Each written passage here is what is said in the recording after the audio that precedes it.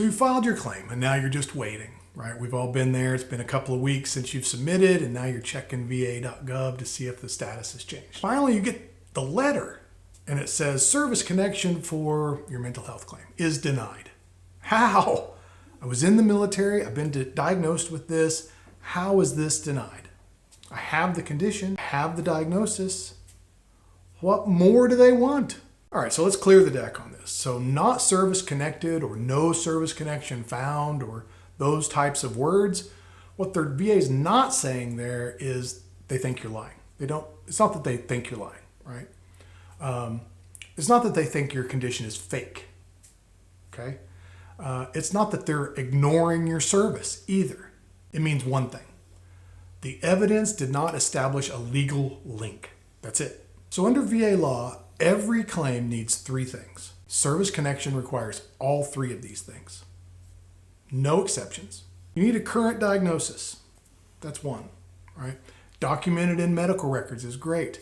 You don't need to have a diagnosis, but symptoms very rarely win your claims for you.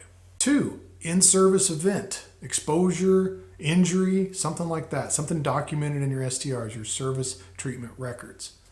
Something happened in the service that could have caused or aggravated the condition. And then 3 is the nexus, something that connects 1 and 2. So a nexus is just a connection between two things. So when you're filing a claim at the VBA, they want to know how is this diagnosis connected to the in-service event or to your service. That's what a nexus does. You need all three. And a diagnosis is not a nexus. So when the VA says service connection not found or no service connection, what they're saying is they believe you have the diagnosis. They see the in-service event. You just didn't provide them with a nexus. So the VA has a magic phrase, at least as likely as not. At least as likely as not, quote, end quote, right? So this is a legal standard at the VA. This is the legal standard of note. Yet almost no vet knows it exists, or very few. The VA doesn't need certainty. They need a medical professional to state this is at least as likely as not for your condition caused by your service. They need a doctor to say this condition was at least as likely as not caused by your service, meaning there's a 50-50 chance, 50-50 or better, right? That's good enough for the VA. But you need to get to that threshold, that barrier, that level. Most vets think they need ironclad proof. You don't. 50-50 or better. You need an ironclad medical opinion that states the proximal cause or aggravation is 50% chance or better caused by your in-service. Now, the C&P examiner is often the VA's nexus provider, and they don't always get it right. An examiner that spends 15 minutes with you doesn't have the full picture, doesn't have all the details.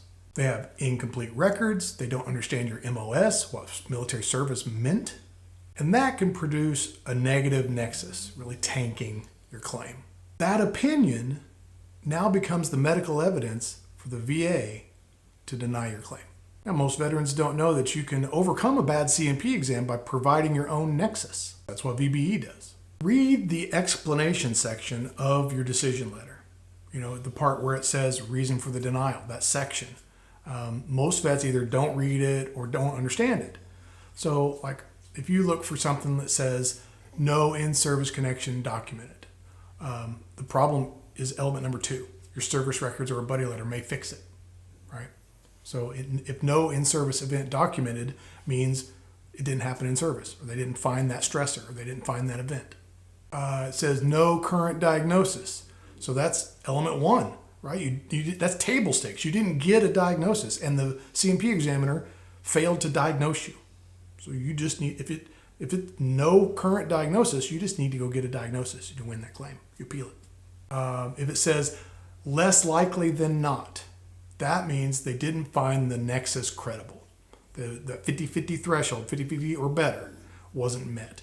So there, you likely just need a better nexus opinion. Someone with more credentials, someone that advocates for you, somebody that's seen you longer, it has more weight behind their name. Whatever that is, a better nexus will win that claim. But knowing which element failed your claim gives you the basis for appealing it, gives you the next step. So read that section, understand it. So a not service connected or no service connection found is not a final answer. It's an answer, but it's fixable. There's just a gap in the analysis that needs closed. And that denial section is the VA telling you how to fix it. So the question is, do you read that and know how to fix it? Most vets don't. If you need help, I can help.